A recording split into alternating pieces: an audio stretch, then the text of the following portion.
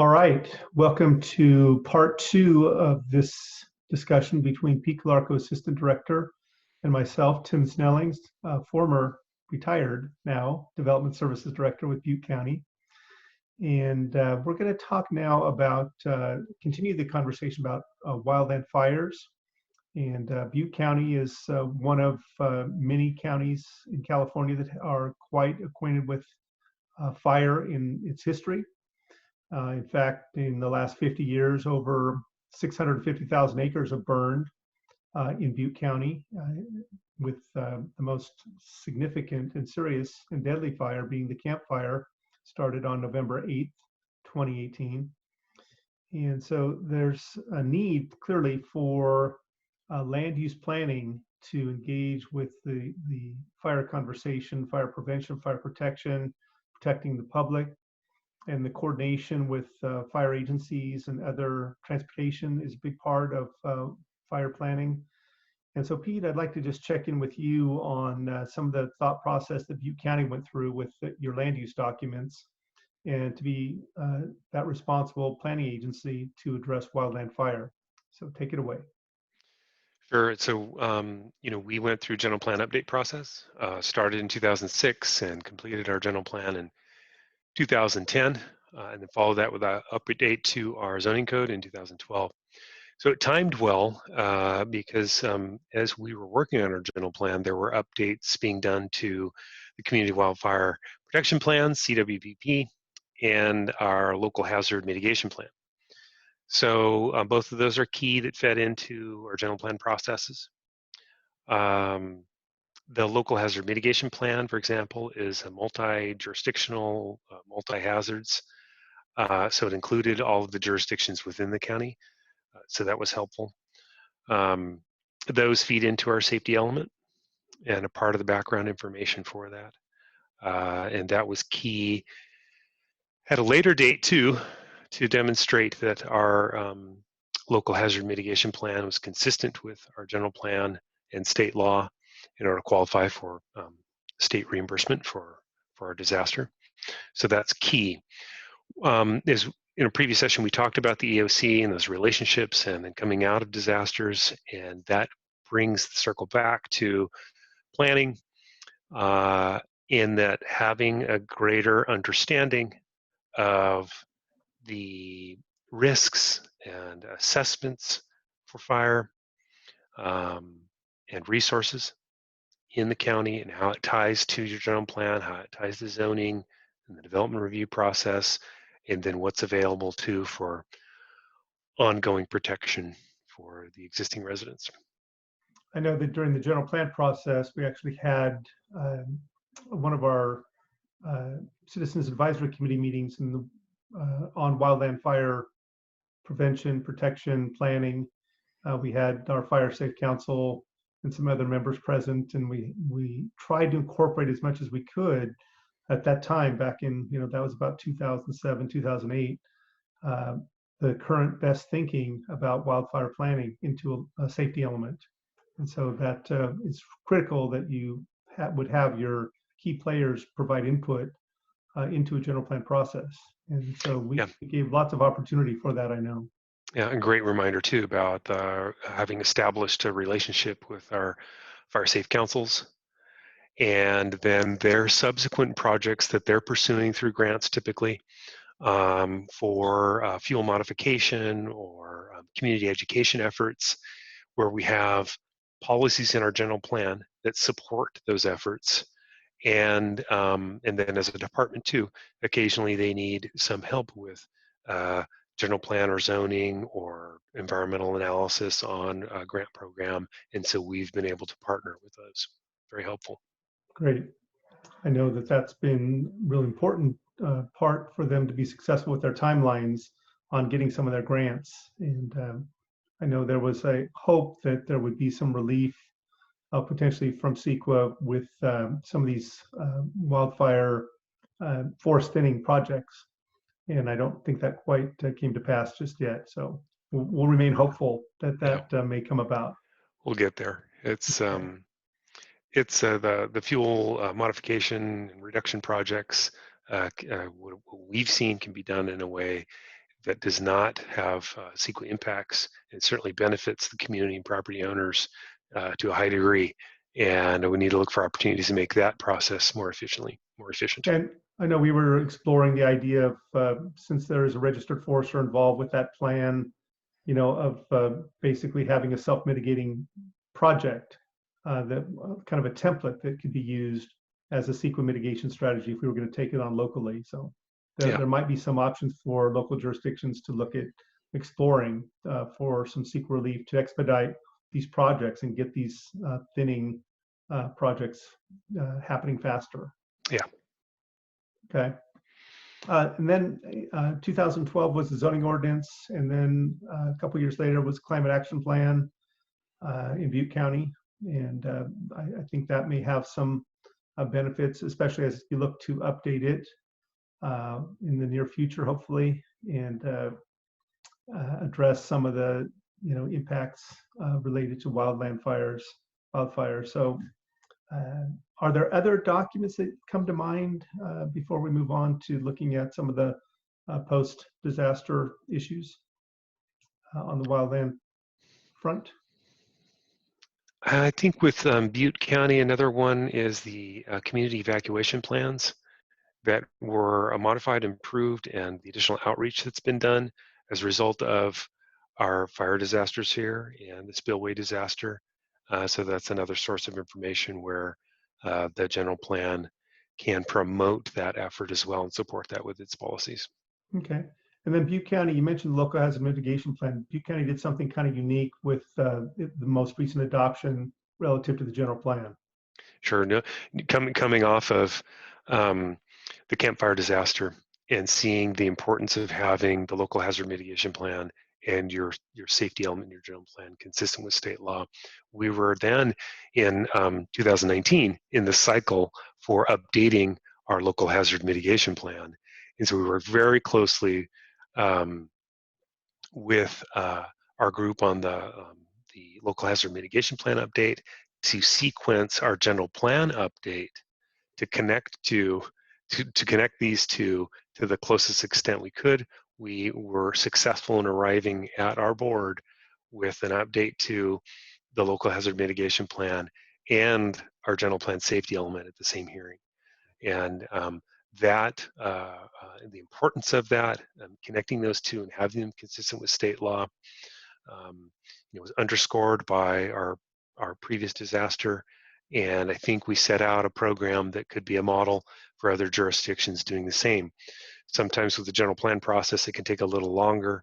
And during that time period, your jurisdiction may be at risk for a loss of reimbursement for disasters if the two are not connected and consistent with state law. So county planning staff especially should pay attention to updates to the local hazard mitigation plan and make sure they track their to have a general plan update to maintain consistency between those two documents, right? Yeah. Yep. Okay. I think that's a really important message that people should hear, because I think that's not quite being done around the state. And I hope people take this seriously. Yeah. Okay. So in the other video, part one of this, we talked about the EOC and the Camp Fire incident itself. Let's fast forward now into the disaster recovery operation and some of the things that we weren't quite prepared for that came at us as a result of the magnitude of the Camp Fire impacts. And so if you could start exploring with us some of those and some of maybe the lessons learned from some of those things. Yeah, and so the first couple of weeks, we drew from experience from other jurisdictions like Shasta, Napa, Sonoma on their recent disasters and what we could learn from them. So that was a great help, having those connections and those relationships and those communities reaching out to us and our questions to them was really helpful in being able to put together a program that was responsive to a disaster that no other community has ever experienced. So in the land use context, there were a number of things that popped up initially, which was the immediate needs of residents in the once the disaster area was deemed safe enough for people to re-enter, then how do we deal with temporary dwellings? The staying in RVs on property that Right. typically was limited to, in our zoning ordinance, to camping. Um, uh, Base camps, that was something that we had no idea or a spot that fit in any of our zoning. Locating at least the early estimates from Cal OES and FEMA of some 3,000 or 3,200 temporary dwelling units that were needed in order to respond to the housing needs of those that were evacuated, where those people go and how they can get them into safe housing. So we had work with our planning and Cal OES and FEMA of looking for land use solutions to locate temporary housing. And that was a heavy lift in terms of lands that were available throughout our community in the unincorporated area, within the town, the cities, to locate housing. Also, the debris removal operations, largest debris removal operation ever. And where does that material go? Where do we get housing for the state contractors in order to run that operation? Yeah, we're talking thousands of people, thousands of workers coming in to do these projects, and they need housing. Yeah. And so, yes, in a community where your housing is impacted before the disaster, right. and then further impact as a result of losing 14,000 homes. And so all of the traditional spots where you might go were filled, and they need to take priority for the displaced residents. And then how to get people into the community from our existing community or into the community to do the disaster recovery debris removal operations in an efficient manner and get that out so that people can return. And those are all big challenges. So let's explore a moment the first thing you mentioned about right after the disaster. You've got 50,000 people that are looking for a place to live, and they can't go back to their home. The area is filled with debris. Its properties are contaminated with ash and other waste materials, and so people are looking for parking a trailer at a friend's house. Any and all options, it seems like, were explored. Yeah. And how did the county respond to coming up with some sense of rules of what would be put in place? What sort of framework did the county use to do that? Yeah, the framework. So an urgency ordinance, which during a disaster enables a jurisdiction to adopt an ordinance immediately, or have it effective immediately, and go directly to your hearing body, your board, or your city council with an urgency ordinance, which the county did do. We were a big part of that, as well as a number of other departments in the county in preparing an urgency ordinance that gave options to people for housing both inside the fire area and outside the fire area, and opened a lot of options that were never previously considered. Freed up land use designations such as in the commercial area or churches or existing facilities that would make a good match for locating temporary travel trailers. How do you deal with the delivery of water and services, as well as septic and sewage control? So we had an ordinance that was our first launch in providing for a variety of options for people to live. And that was effective, though over time, as we went through the process, we probably went through 12 or more amendments or updates to that urgency ordinance to adapt again to situations that we had not foreseen but needed immediate resolution or options for. So what my recollection is that people were desperate to find a place to live, and people wanted to get back on their properties. There's an emotional side to people who have lost everything, and then they may want to come back on their property. And so we had conversations about, was that okay? And they've got debris on their property that has some hazardous waste in it, And so there was a conversation at one point. We explored allowing people back on their properties with the trailer. We thought that was going to be okay with FEMA. And then it was further clarified by FEMA that that was not okay That's right. because of the hazards. And so it just highlights to me the desperate situation we were in with housing, and people were in short-term housing. They're in camps, and they're staying at friends' houses that, you know, are in-laws, and, you know, you can only stay in those scenarios for a certain amount of time before you need something a little more stable. And so that got us into looking at RVs and trailers on, you know, vacant lands, properties that had, you know, a home on them already. And so I think many things that we thought were, you know, not going to ever be allowed became options.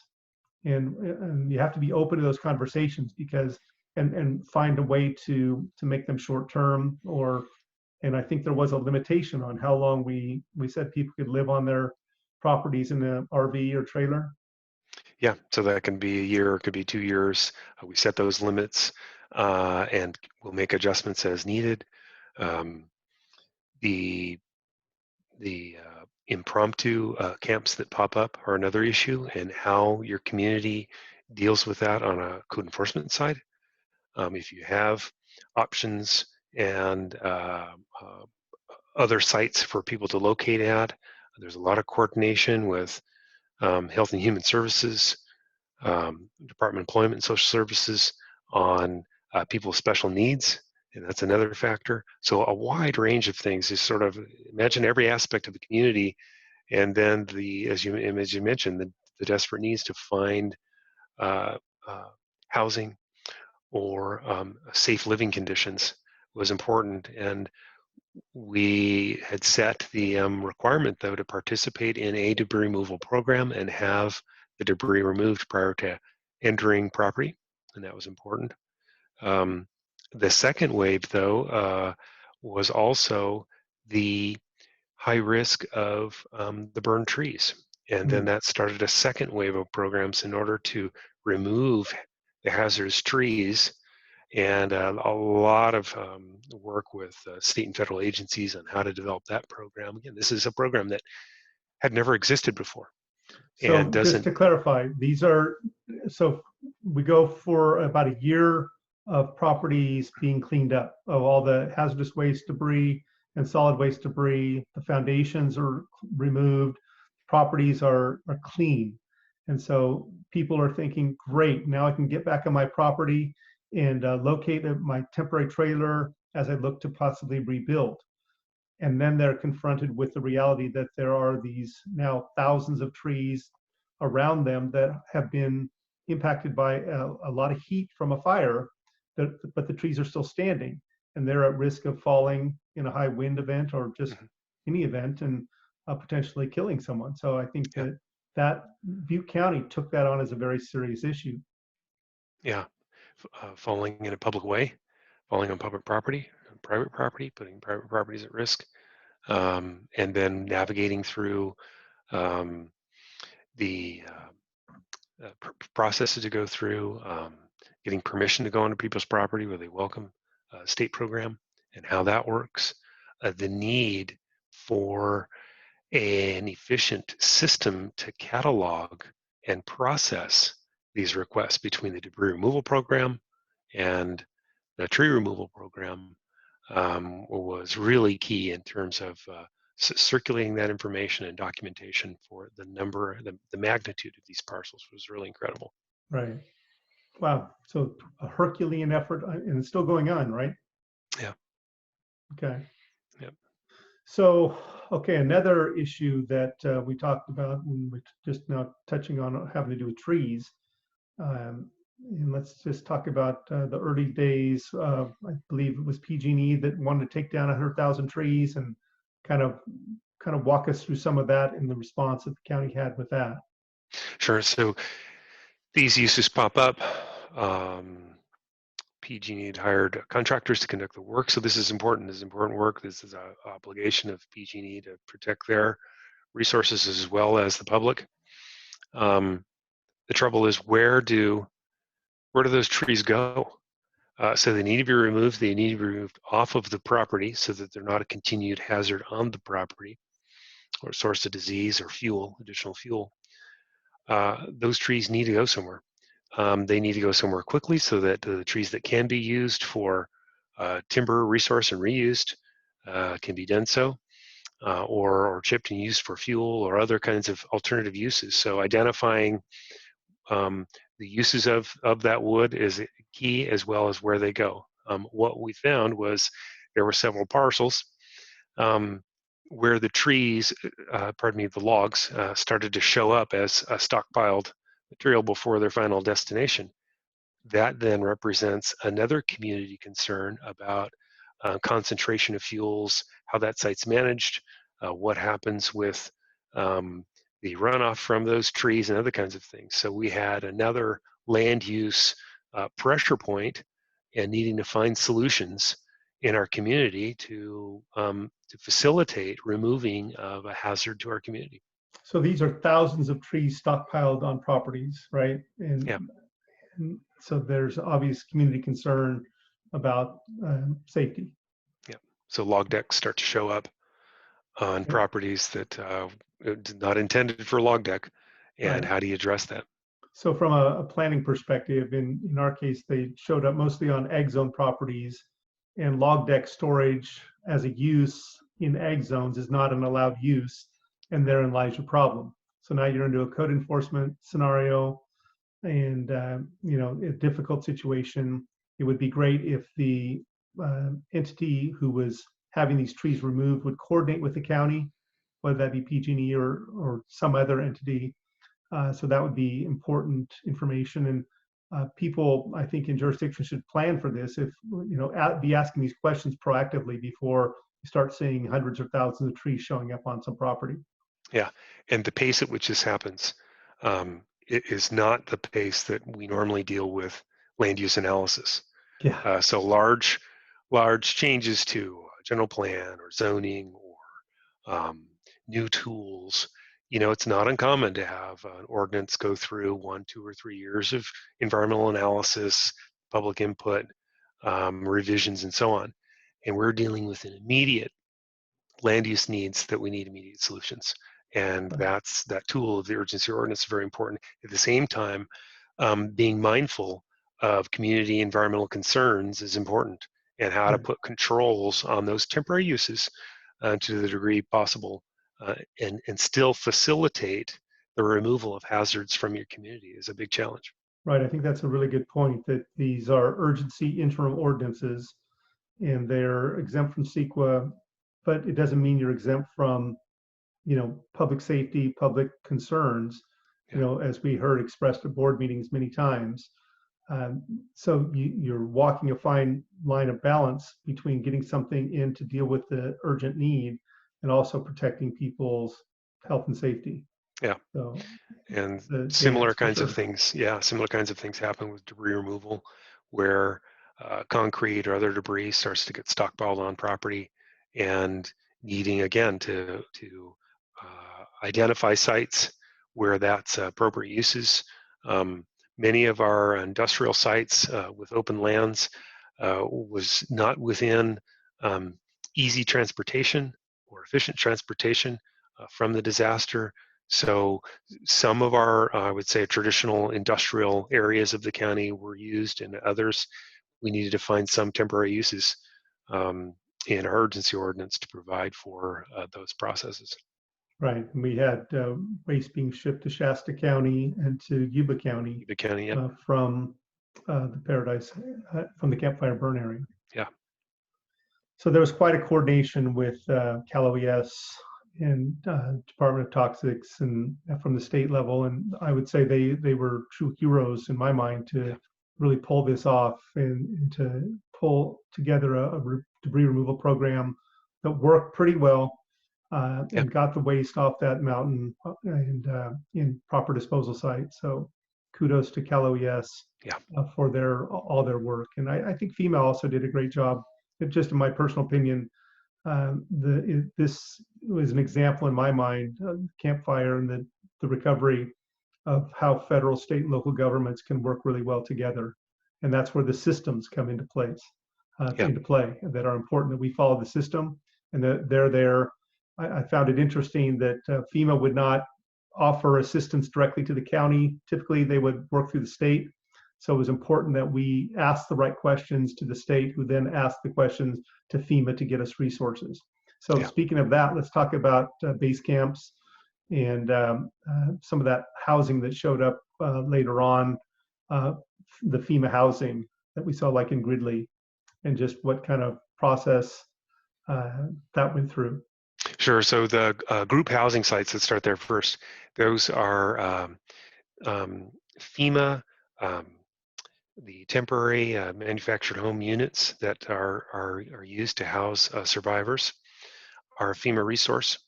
That's a request that goes from the county through the state to FEMA and back again. And so there was a lot of work with the local jurisdictions, county, on identifying candidate lands where early estimates were something on the order of around 3,000 units needed to be installed. The federal model is to look for a single parcel of land to store all these for efficiency, delivery, and service, and a number of other understandable criteria. That model didn't work. We don't have land, available land with services to them, waiting to move on 3,000 units. So FEMA began to adjust their model as well to look at multiple parcels. And so this is an example where you can have a disaster and have systems and models in place that when it happened here, these didn't work. We had the square peg and round hole. And so adjustments needed to be made. We had in the unincorporated area lands that were slated for, or even had tentative approval processes for residential development that, in our opinion, made great lands for temporary housing. Those did not meet the criteria of FEMA. And so there was a lot of work to look at available lands in a very quick manner in order to get a high number of units on them. There was an industrial land within the city of Gridley in their industrial park, owned by the city, that wound up being a site for over 300 units were moved there. There was a small parcel in the city of Oroville that had 40 units moved. And there was a parcel in the city of Chico that had 82 units moved there. So there were scattered about, and we worked hard on trying to find those lands, as well as finding commercial sites, mobile home parks, RV parks, hotels, motels throughout the state to house people during this period. Wow, what a Herculean effort, and Yeah. all the coordination. And that all flowed through the Disaster Recovery Operations Center, right? Yes, in coordination with the local jurisdictions, our department was represented on the group that was connected with OES and FEMA to look at candidate sites, and then connect to with our other local jurisdictions. Okay. So were there any other Chapter 53 or urgency interim ordinance issues that you can think of? Because I have one more topic I'd like to touch on about existing communities before we wrap up. Not off the top of my head, but I know Okay. there were a bunch. We went through a lot of Right. changes to Chapter 53 to accommodate the situation we were in. Yes. Okay. So let's talk about, lastly, the strategy that a jurisdiction might consider for what do you do with these existing, as I call them, legacy communities built in the 50s, 60s, 70s, in the wildland urban interface area, where, people meet the forest and the timber resources with their homes, beautiful spots, but high risk in terms of fire danger. And a lot of times they're on very long dead-end roads. So we have transportation issues for sure. We have now a lot of dense trees growing. I can tell you that in my experience, when I first arrived in Butte County, I was able to go up in a small plane and fly over Paradise and Paradise Pines, and the density of the trees was so thick I could barely see houses. And I know that's not unique to Paradise. And so throughout California, that condition exists. And I wonder if you've given any thoughts to what you might do in Butte County for addressing existing communities and their safety? There's a variety of things. I don't think I have a silver bullet for anyone, but our general plan update process had focused on development within existing urban areas and communities, and so that's been helpful. We have a large unincorporated community, Paradise Pines, Magalia area, north of the town of Paradise, that through our general plan policies has not had any additional parcels created because of the limited access to that area. So I think that's helpful and important. So your general plan hasn't been adding to this in these high risk, adding housing units in these high risk areas? There are controls within that. We also have some policies that support, like I mentioned previously, evacuation plans, public outreach through our fire safe councils for preparedness. We do have an emphasis on fuel reduction. We've worked with our fire safe councils on environmental documentation for their fuel reduction and participation in the grant programs. So I think that's helpful. And reviewing new development consistent with those, and then learning from our campfire processes and making sure that there's enough in place so that the new development does occur is safe to the degree it can be. And I think too, the greater community awareness and placing value on vegetation management and safe construction has been increased as a result of this disaster. So the building code also has been most recent Yeah. updates. The building code help harden the structures. And is it CAL FIRE, Butte County Fire, that enforces the defensible space requirements in Butte County? Yeah, and there's been some updates recently in looking at whether it be a weed abatement ordinance or other fuel management ordinances, and learning from other communities as well, and looking at newer programs to compel property owners or bring resources to them to maintain properties that are occupied, and as well as properties that are not occupied. And those can be a particular challenge where maybe the property owner is not local, and the vegetation has gotten into an unhealthy or hazardous situation, and having processes in order to require cleanup to a safe situation. Okay, very good. Well, before we wrap up, any final thoughts? Or did we cover it all? Well, we haven't covered it all. There's a lot to be learned from the EOC process and the general plan process, and then supporting and having policies that do support community efforts to make your community safe, and then look for opportunities for fuel reductions or other improvements, and then imposing the current construction standards through your building permit process to find ways to make your existing communities safer, as well as be smarter about the new construction or new communities in those areas. Okay. I think that I would add that it's key to know your partners. You touched on it early on about through the general plan process, we got to know our fire safe council, but to know your emergency operations center staff and how to coordinate with them, your fire staff. Hopefully you have a fire presence that's providing input on building permits and land use planning projects, so that the appropriate standards are implemented for access, for construction, for setbacks, all those things. But the network of people that we have in California, we have a great network with the state, with OPR. They're a great resource to planning agencies in California. And then we have our County Planning Directors Association, and we have city planning directors that coordinate. So there's a lot of resources in California. And I think we need to take advantage of those in classes like this at UC Davis Extension, and other resources like with APA as well, American Planning Association. So there's a lot of good resources, especially now available probably on video like this, and I encourage people to take advantage of those. Pete Calarco, Assistant Director with Butte County Department of Development Services, and myself, Tim Snellings. Thank you very much for joining us, and take care. Be fire safe.